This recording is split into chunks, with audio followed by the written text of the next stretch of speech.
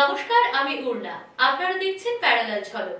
Digital মিডিয়ায় এই প্রথম আপনাদের জন্য বাংলায় খেলার বুলেটিন।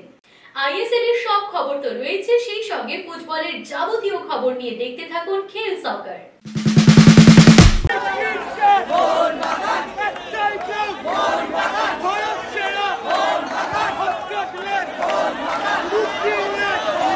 আবেগে ভাসছে মোহন জনতা, মাঝে হাতে গোনা আর মাত্র 3টে দিন। রবিবারই আইএসএল সিল্ড জয়ের লক্ষ্যে ওড়িশার বিরুদ্ধে নামবে সবুজ মেরুন ব্রিগেড। কি আপনি তৈরি তো? আপনি যদি একজন মোহনবাগানী হন তাহলে রবিবার দিনটা কিভাবে সেলিব্রেট করবেন? কমেন্ট করে লিখে জানান আপনার প্ল্যানিং। আপনাদের সব কমেন্টই তুলে ধরবো আমরা প্যারালাল ঝলকে। তার আগে চলুন গতকালের কমেন্টগুলো এক ঝলকে দেখে নেওয়া যাক। মুন্না শেখ লিখেছেন, মোহনবাগান ম্যাচ দেখব, কারণ ইন্ডিয়া ভার্সেস পাকিস্তান ম্যাচটা এখন মোহনবাগান ভার্সেস ইস্ট বেঙ্গলের মতো। সব ম্যাচ মোহনবাগান জেতে আর ওখানে ইন্ডিয়া জিতবে। সৌভিক খাড়া লিখেছেন, ফুটবল দেখব, তারপর শেষ হলে ক্রিকেট। অভিষেক দাস লিখেছেন, আমি ঘরে বসে খেলা দেখব, কারণ ইন্ডিয়া ভার্সেস পাকিস্তান ওটাও দেখব, আর প্রাণের বাগানের যেহেতু খেলা আছে লিগ সিল্ড জয়ের জন্য, সেই জন্য অবশ্যই দেখব। আহেলিপাল লিখেছেন, আমি মাঠে যাচ্ছি বন্ধুদের সাথে। প্রসেনজিৎ মুখার্জি লিখছেন, জুয়া খেলা দেখব না, মোহনবাগানের খেলা দেখব। সঞ্জয় গাঙ্গুলি লিখেছেন, ইতিহাসের সাক্ষী হতে মোহনবাগান ম্যাচের দিকে চোখ রাখব। আরও এক মোহনবাগানী বন্ধু লিখেছেন, ফুল ফ্যামিলি নিয়ে রবিবার যাচ্ছি যুবভারতীতে। ওড়িশা ম্যাচে নামার আগেই স্বস্তি মোহনবাগান শিবিরে। দলের সঙ্গে অনুশীলন শুরু করে দিলেন মনবীর সিং।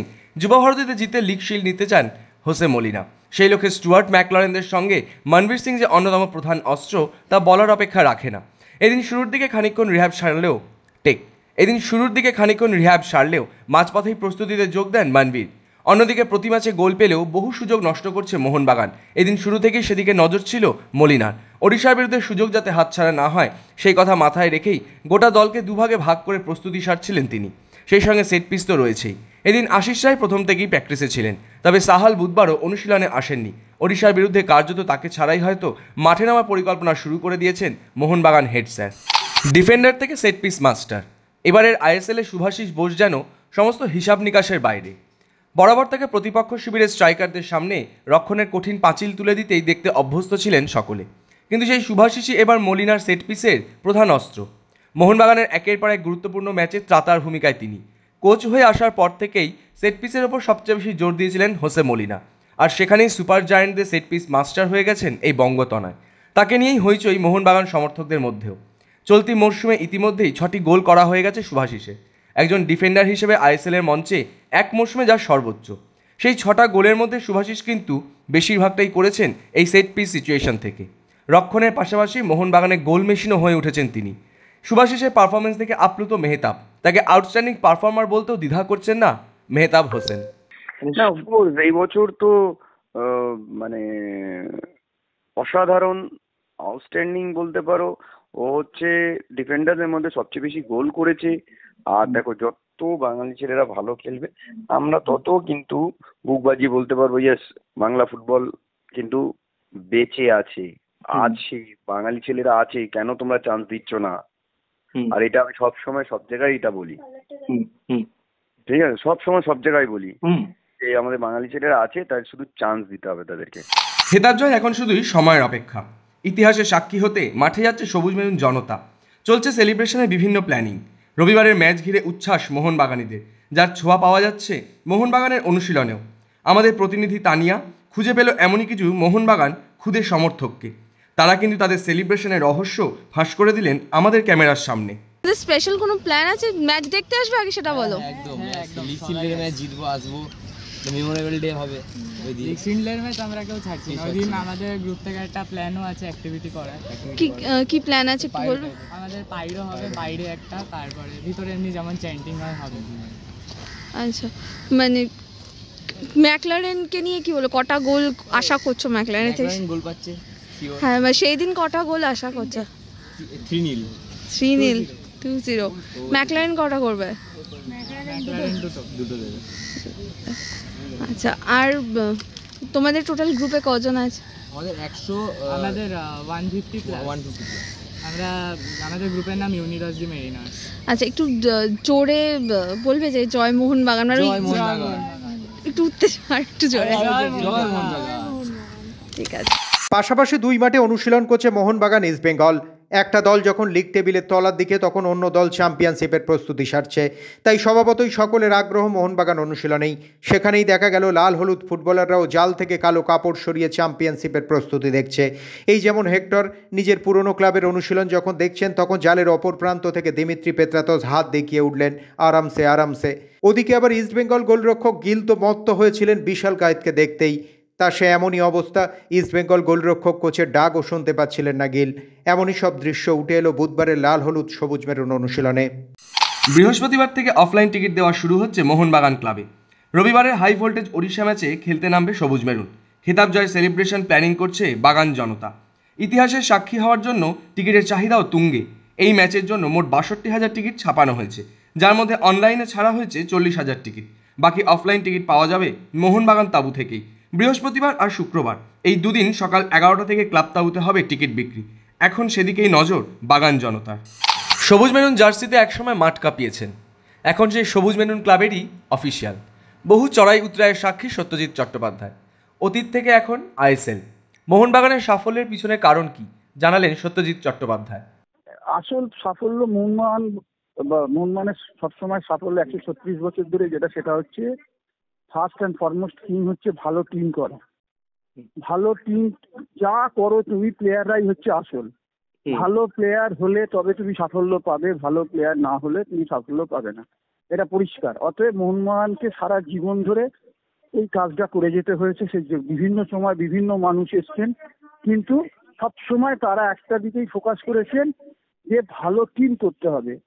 তোমার মনে থাকতে পারে যে 70 থেকে 75 এই সময়কালটা, একমাত্র এই সময়কালটাই 5 বছর যখন টিম করতো না, মোহনবাগানে কোনো সাফল্যই ছিল না।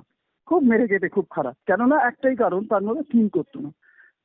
প্রথম এবং ফরমোস্ট থিং হচ্ছে টিম করা, ভালো টিম করা। সে যেই আসুক, যারাই ক্লাব প্রশাসক হোক, তাদের প্রথম কাজ হবে ভালো টিম করা, তারপরে ভালো কোচ আনা। এবং এই ব্যাপারটা ধারাবাহিকভাবে চলছে। এখানে কখনো কখনো হয়তো সাময়িক 1 বছর 2 বছর টিম করতে পারিনি, তখন দেখবে তুমি সাফল্য সেভাবে আসেনি। অতএব তুমি লং টার্মে যখন চলবে একটা এই ধর প্রতিষ্ঠান, ক্লাব তো নয়, মোহনবাগান একটা ইনস্টিটিউশন,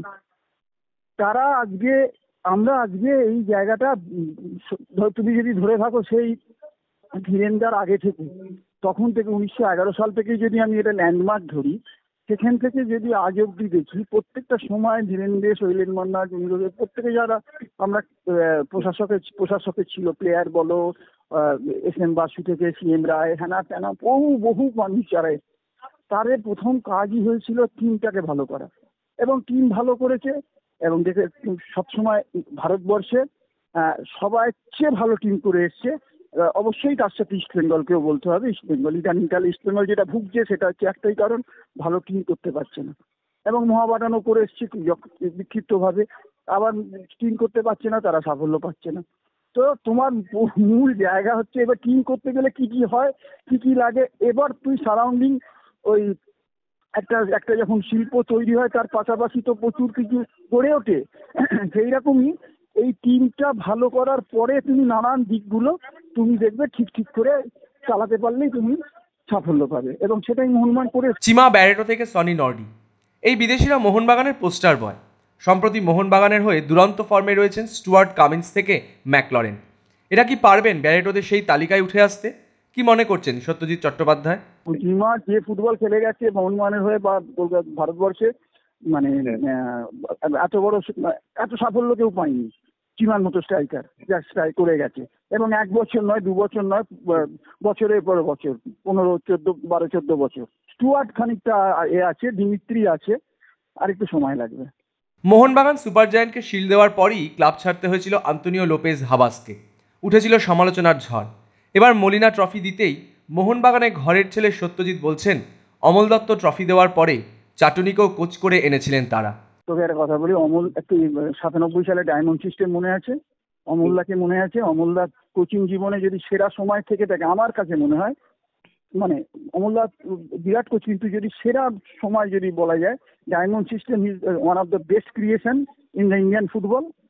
অনেক ক্রিয়েশন করেছে, 4-4-2 করেছে, ডায়মন্ড সিস্টেম বেস্ট ক্রিয়েশন, এবং প্রচুর সাকসেস, এবং অমলদা চলে যাওয়া, এবং তারপরে চাটুনি আসা। অমূল্যও সাকসেস পেলো, চাটুনিও সাকসেস পেলো। তাহলে ব্যাপারটা কি দাঁড়ালো? ব্যাপারটা এখানে কমন ফ্যাক্টরটা কি? আর যে হাবাস এলো বা মামিনা এলো, ডেফিনেটলি তারা ঠিক আছে, ভালো কোচ, সবাই ভালো কোচ। বাট আমি আবার তোকে বলছি সেটা হচ্ছে প্লেয়ার। ভালো প্লেয়ার ছিল বলেই সেদিন অমূল্যও সাকসেস পেয়েছিল, ভালো খেলেছিল। আবার চাটুনি টিমকে নিয়ে আবার সাকসেস পেলো, হাবাস পেয়েছে, আবার মামিনাও পেলো। এরকম এই টিম আসল প্লেয়ার আসল ভাই। ও যতই করো, যাই করো তুমি, নাহলে তুমি এ করবে, কি বলে, তুমি সবসময় হোঁচট খেতে খেতে থাকবে। বুঝতে পেরেছি। সেই জন্য বলছি টিম প্লেয়ার আসল। এক এবং 100 থেকে প্লেয়ার তুমি 1 নম্বর রাখতে হবে। প্লেয়ার ভালো হলে কোচ যে কোনো, এইবার বলতে পারি কোচের বিরাট ভূমিকা আছে, ডেফিনেটলি ভূমিকা আছে। সেখানে কোচ বিরাট ফ্যাক্টর করে যে কি কোন প্লেয়ারটাকে কোন ম্যাচে কি পজিশনে কি এতে খেলাবে, কি কোয়ালিটি অফ প্লেয়ার তার হাতে, আমার হাতে কি আছে, সেই অনুযায়ী কিভাবে আমি ফরমেশন তৈরি করবো। কিন্তু আমি বলছি ডায়মন্ড সিস্টেমও সাকসেস, 4-4-2ও সাকসেস। এটাই হয়েছে ব্যাপার, কোয়ালিটি অফ ফুটবলার দরকার। ইস্ট বেঙ্গলের কলকাতা লিগে চ্যাম্পিয়ন হওয়ায় স্থগিতাদেশ আদালতের, আইএফএকে নোটিশ কোর্টের। 19শে মার্চ পর্যন্ত স্থগিতাদেশ। কলকাতা লিগের শেষ 2 ম্যাচে খেলতে নামেনি ডায়মন্ড হারবার এফসি। তারা আগেই আইএফএকে তা জানিয়ে রেখেছিল, কিন্তু আইএফএ ইস্ট বেঙ্গলকে ওয়াক ওভার দিয়ে যাতে চ্যাম্পিয়ন না ঘোষণা করতে পারে তার জন্য আদালতে দ্বারস্থ হয়েছিল ডায়মন্ড হারবার। তাই এবার আদালতে স্থগিতাদেশের নির্দেশ। এদিকে বৃহস্পতিবারই আইএফএর লিগ সাব কমিটির মিটিং, সেখানেই ঠিক ছিল ইস্ট বেঙ্গলকে চ্যাম্পিয়ন ঘোষণা করা হবে। কিন্তু এমন পরিবর্তিত পরিস্থিতিতে কি করবে আইএফএ? ডায়মন্ড হারবারও তাকিয়ে রয়েছে আদালতের দিকে, যার জেরে লিগ চ্যাম্পিয়ন হওয়া ঝুলে রইল ইস্ট বেঙ্গলের। না, আমাদের তো প্রথম থেকে আমরা শুরু থেকে বলেছি যে আমাদের পক্ষপাতিত্ব করে যে আমরা যেভাবে ডেটস গুলো দেওয়া হচ্ছে ওগুলো ঠিক না, তাড়াহুড়ো করে। সেই বিষয়গুলো নিয়ে আমরা বহুবার রিকোয়েস্ট করেছি, যেখানে আইএফএরা কোনো কান দেয়নি। তো তারপরে আমরা সেটা নিয়ে কোর্টে মুভ করার পর এখন কোর্ট জানিয়েছে 19 তারিখ অবধি যাতে কোনো কিছু ডিক্লেয়ার না করতে পারে। এবার 19 তারিখের পর আবার হিয়ারিং হবে, মামলা হবে, তখন দেখা যাবে। আপাতত 19 তারিখ অবধি স্থগিতাদেশ দিয়েছে। যে একাধিক এজেন্ডা আছে, আমরা কোর্টের অর্ডারটা পাই। কোর্ট যে অর্ডার দিয়েছে সেটা যদি কোনো এজেন্ডার সাথে রিলেটেড থাকে, সেই এজেন্ডাটা বাদ দিয়ে বাকি এজেন্ডাগুলো আলোচনা হবে। কোর্টে যদি যায়, কোর্ট দুটো পক্ষের কথাই শুনবে। তো কোর্ট যদি আমাদের ডাকে, কোনো অর্ডার দিয়ে থাকে এবং আমাদের জানায় যে তোমরা এসে জানাও তোমাদের বক্তব্য, আমরা সেখানে গিয়ে আমাদের বক্তব্য জানাবো যে কি হয়েছে বা কি কারণে কি করা হয়েছে। আমরা আমাদের তরফটা বলবো কোর্টকে। তারপরে মহামান্য আদালত যেটাকে ঠিক মনে করবে, ন্যায্য তো মনে করবে, সেটা আদালত করবে। পাঞ্জাব ম্যাচে সেলিস্কি পারবেন খেলতে? এখনও পর্যন্ত নিশ্চিত হতে পারছেন না কোচ অস্কার ব্রুজোই। বুধবার তিনি মাঠে নামলেন ঠিকই, কিন্তু কিছুক্ষণ রিহ্যাব সেরেই মাঠ ছাড়তে হয় লাল হলুদ শিবিরের এই তারকা ফুটবলারকে। পুরনো চোটটাই ভোগাচ্ছে তাকে, যদিও কোচ তাকে নিয়ে বাড়তি ঝুঁকি দিতে চাইছেন না। আগামী 22শে ফেব্রুয়ারি অ্যাওয়ে ম্যাচে পাঞ্জাবের বিরুদ্ধে নামবে ইস্টবেঙ্গল। এদিন ম্যাচ সিচুয়েশন প্রস্তুতির ওপরই বাড়তি জোর দিলেন লাল হলুদ টিমের হেড স্যার। অন্যদিকে জিকসন সিং এদিন দলের সঙ্গে অনুশীলন শুরু করে দিলেন। অস্কারকে যা খানিকটা হলেও স্বস্তি যোগাচ্ছে। নন্দকুমার মাঠে নামলেন, কিন্তু প্রস্তুতি সারলেন না। সাইড লাইনে কিছুক্ষণ রিহ্যাব করেই উঠে গেলেন, আর সেটা দেখার পর থেকেই তাকে নিয়ে শুরু গুঞ্জন। গত ম্যাচে চোট পেয়েছিলেন তিনি, তবে সেটা বড়সড় চোট নয়। সেই কারণেই তাকে একটু বিশ্রাম দেওয়ার সিদ্ধান্ত নিয়েছেন কোচ অস্কার ব্রুজো। চোট যাতে বড়সড় দিকে না যায় সেই কারণেই হালকা অনুশীলনের মধ্যে রাখা হচ্ছে নন্দাকে। অন্যদিকে প্রভসিখান গিলও এদিন পুরো অনুশীলন করেননি, কিছুক্ষণ অনুশীলনের পরই মাঠে বসে পড়েছিলেন। শোনা যাচ্ছে তার জ্বর হয়েছিল। গত ম্যাচে অনেকে হালকা জ্বর নিয়েই মাঠে নেমেছিলেন প্রভসিখান গিল, তবে এখন জ্বর সেরে গিয়েছে, কিন্তু দুর্বল রয়েছেন। সেই কারণেই তাকেও বিশ্রাম দিয়ে হালকা অনুশীলনই করাচ্ছেন অস্কার। শেষ ম্যাচে ইস্টবেঙ্গলের কাছে বড় ব্যবধানে হার। এবার ঘরের মাঠে মোহামেডানের সামনে জামশেদপুর এফসি। শেষ কয়েকটি ম্যাচ জিতে খানিকটা ভদ্রস্থ জায়গা শেষ করতে চায় সাদা কালো ব্রিগেড, কিন্তু এই ম্যাচে দলে গুরুত্বপূর্ণ 2জন ফুটবলারকে পাবে না তারা। কার্ড সমস্যা নেই তারকা খেলোয়াড় কাসিমভ, চোটের জন্য খেলতে পারবেন না সামাদ আলীও। ঘরের মাঠে হলেও জামশেদপুরের বিরুদ্ধে এই পরিস্থিতিটা যে বেশ কঠিন তা ফুটবলার থেকে কোচ সকলের হাবে ভাবেই স্পষ্ট। প্রতিপক্ষ শিবিরের কথা মাথায় রেখেই ছক কষছেন মেহরাজ উদ্দিন। কিশোর ভারতীতে মোহামেডান জয় ফিরতে পারে কিনা সেটাই দেখার।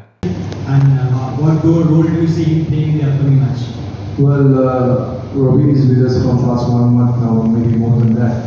And he is doing good in training sessions. Initially it was getting difficult for him to adapt with the players, the intensity of the training.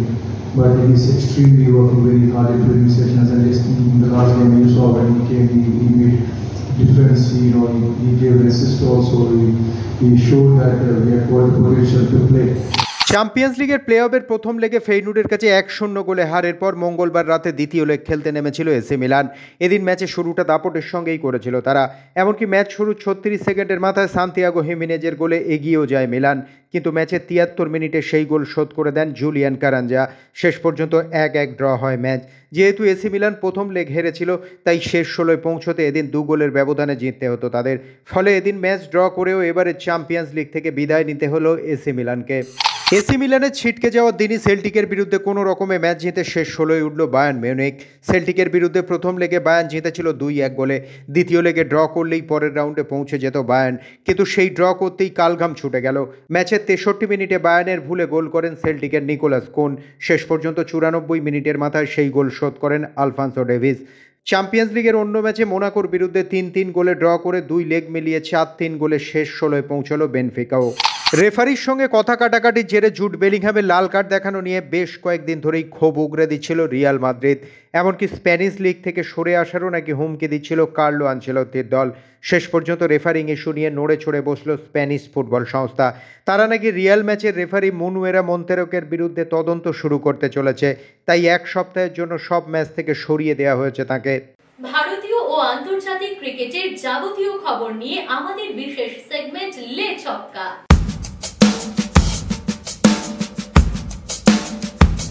বৃহস্পতিবার চ্যাম্পিয়ন্স ট্রফিতে বাংলাদেশের বিরুদ্ধে যাত্রা শুরু করছে ভারত। তার আগে দলের প্রথম একাদশে মোহাম্মদ শামির সঙ্গী কে হবেন তা নিয়েই চলছে জোর জল্পনা। বুমরার জায়গায় হর্ষিত রানাকে নেওয়া হলেও শোনা যাচ্ছে অর্শদীপ সিংই এগিয়ে রয়েছেন মোহাম্মদ শামির সঙ্গী হিসাবে। তবে ভারতীয় দলকে খানিকটা চিন্তায় রাখছে দুবাইয়ের পিচ। এর আগে এখানে খেললেও এই মুহূর্তে সেখানে খেলেনি ভারতীয় দল। যত দ্রুত সম্ভব এখানে পরিবেশের সঙ্গে মানিয়ে নেওয়ার কথাই ম্যাচের আগের দিন শোনা গেল রোহিত শর্মার মুখে। সেই সঙ্গে শিশিরও একটা ফ্যাক্টর, যদিও রোহিতের গলায় আত্মবিশ্বাসের ইস্যু। প্রথম ম্যাচে ভারত জয় দিয়ে যাত্রা শুরু করতে পারে কিনা সেটাই দেখার। বিতর্কের অবসান, করাচিতে উড়ল ভারতের পতাকা। পাকিস্তানের কোনো মাঠে ভারতের পতাকা দেখতে না পাওয়ায় বিতর্ক তৈরি হয়েছিল, সমালোচিত হতে হয়েছিল পাকিস্তানকেও। সেই সব বিতর্ক কাটিয়ে বাকি দেশগুলোর পতাকার সঙ্গে ভারতের পতাকাও এবার দেখা গেল। চ্যাম্পিয়ন্স ট্রফিতে নিরাপত্তা নিয়ে আপোষ করছে না পাকিস্তান। যে 3টি শহরে খেলা হচ্ছে সেখানে কঠোর নিরাপত্তা রাখা হয়েছে। পাকিস্তানে আসা ক্রিকেটার এবং সমর্থকদের জন্য কার্যত লোহার বর্ম তৈরি করা হয়েছে। স্থানীয় সংবাদ মাধ্যম অনুযায়ী কৃত্রিম বুদ্ধিমত্তা সম্পন্ন 10,000 ক্যামেরা তৈরি রাখা হয়েছে। সেখানে মানুষের মুখ দেখেই তার পরিচিতি জানা যাবে। প্রসঙ্গত বুধবার থেকে চ্যাম্পিয়ন্স ট্রফি শুরু হয়ে গেছে পাকিস্তানে। প্রায় 3 দশক পর সে দেশে আইসিসি কোনো প্রতিযোগিতা হতে চলেছে। মাঝে সন্ত্রাসবাদের কারণে অনেকদিন পাকিস্তানে আন্তর্জাতিক ক্রিকেট হয়নি, তাই নিরাপত্তা নিয়ে কোনো ঝুঁকি নিতে চাইছে না পাকিস্তান। প্রয়াত মুম্বাইয়ের প্রাক্তন অধিনায়ক মিলিন্দ রেগে বুধবার সকালে হৃদরোগে আক্রান্ত হয়ে মৃত্যু হয় তার। বয়স ছিল 76। রেখে গেলেন স্ত্রী এবং 2 পুত্রকে। মাত্র 26 বছর বয়সে প্রথমবার হৃদরোগে আক্রান্ত হন তিনি। তার ফলেই অকালে শেষ হয়ে যায় ক্রিকেট জীবন। এই রবিবার 76 বছরে পা রাখেন মুম্বাইয়ের এই প্রাক্তন অধিনায়ক। বর্তমানে মুম্বাই ক্রিকেট অ্যাসোসিয়েশনের পরামর্শদাতা ছিলেন। প্রায় 3 দশক ধরে মুম্বাই ক্রিকেটের সঙ্গে জড়িত ছিলেন রেগে। মুম্বাইয়ের মুখ্য নির্বাচকও ছিলেন। এমসিএ ক্রিকেট ইমপ্রুভমেন্ট কমিটির সদস্যও ছিলেন তিনি সেই নির্বাচক কমিটির সদস্য যারা 1988-89 সালে প্রথমবার সচিন তেন্ডুলকরকে মুম্বাই দলে খেলার সুযোগ করে দেয়। হকি থেকে দাবা, টেনিস থেকে সাঁতার, ফুটবল ক্রিকেট ছাড়াও অন্যান্য সব খেলার খবর নিয়ে আমাদের বিশেষ সেগমেন্ট উইং প্লে।